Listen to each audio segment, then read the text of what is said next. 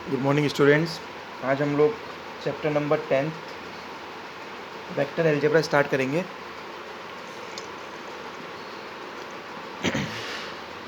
You all knowing what vector and scalar is all about.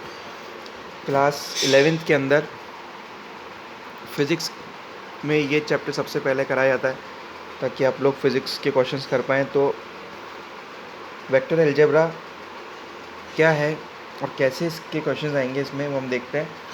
सबसे पहले vector है क्या और स्केलर क्या है। स्केलर क्वांटिटी वो क्वांटिटी है जिसके अंदर केवल और केवल मैग्नीट्यूड होता है।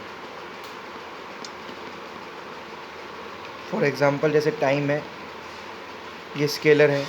मास है, वो स्केलर है। जैसे मास 5 kg शुगर, इसमें कोई डायरेक्शन नहीं है तो ये स्केलर क्वांटिटी। टाइम है, ये स्केलर। एक वेक्टर क्वांटिटी होती है जो कि पूरा चैप्टर है। ये वेक्टर के अंदर मैग्नीट्यूड भी होता है और साथ में मोस्ट इम्पॉर्टेंट डायरेक्शन भी होता है, मैग्नीट्यूड एंड डायरेक्शन। अब टाइम पॉजिटिव ही रहता है हमेशा, time can never be negative, तो इसलिए ये स्केलर ही रहेगा। वेक्टर समय के साथ पॉजिटिव भी हो सकता है, नेगेटिव भी हो सकता है, ज़ीरो भी हो सकता है। वेक्टर मैग्नीट्यूड और डायरेक्शन दोनों देता है। स्केलर और मैग्नीट्यूड मतलब लाइक स्केलर जो है ना, उसको आप नॉर्मल अलजेब्रा सम कर सकते हो 5 + 5 पर। वेक्टर जो है उसमें लॉ ऑफ वेक्टर एडिशन में ट्रायंगल लॉ और parallelogram law of vector addition लगते हैं, जो कि हम आगे डिस्कस करेंगे। वेक्टर को सिंपली हम रिप्रेजेंट करते हैं इस एरो से। ये टेल कहलाती है, ये हेड कहलाता है। इसको आप इनिशियल पॉइंट भी कह सकते हो, इनिशियल पोजीशन। इसको टर्मिनल या फाइनल पोजीशन भी कह सकते हो। इसको अगर मैं OA मान लूँ तो इसको लिखेंगे ऐसे। इसका मतलब होता है फाइनल और ये इनिशियल, राइट। ये इसके सिंबल के बारे में बात हुई।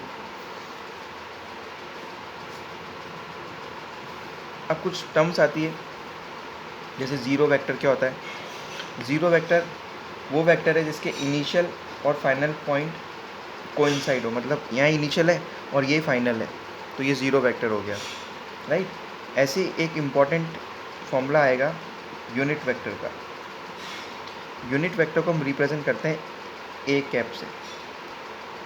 इसका मैग्नीट्यूड जो होता है वो हमेशा 1 होता है। मैग्नीट्यूड जो होता है वो 1 होगा।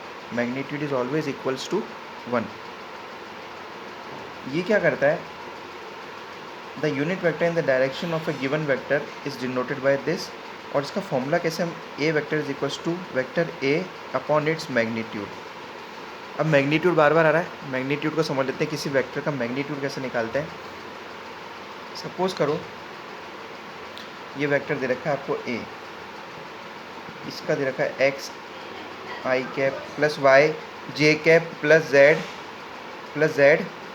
Plus z k cap. तो जो इसका मैग्नीट्यूड होगा वो मॉड से रिप्रेजेंट करेंगे और उसको लिखेंगे under root of x² plus y² plus z²।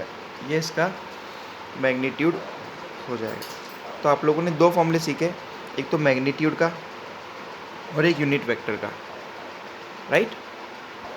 ये वेक्टर से अब एक होता है को इनिशियल वेक्टर। को इनिशियल वेक्टर होता है जिसमें दोनों पॉइंट्स उसके जो शुरुआती पॉइंट है, इनिशियल पॉइंट्स हैं, वो सेम हो। मतलब कोई दो चीज़ें हैं वो एक ही पॉइंट से स्टार्ट हुई हो ऐसे, तो वो को इनिशियल हो जाती है। ऐसे इक्वल वेक्टर आ जाएगा, जैसे कि डेफिनेशन मैं यहाँ से पढ़ रहा हूँ।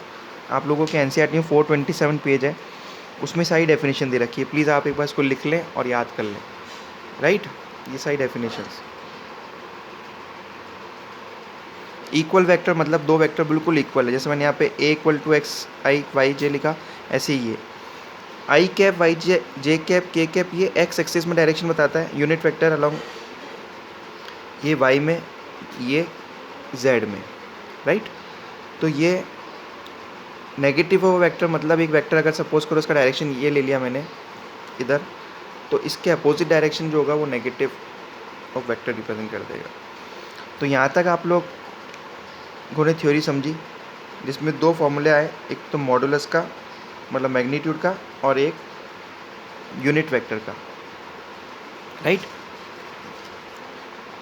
ठीक है, ये दो फॉर्मूले आप लोगों ने देखे और स्केलर वेक्टर की डेफिनेशन देखी और कैसे यूनिट वेक्टर और अम, इसका हुआ। अब एक एक और चीज़ आती है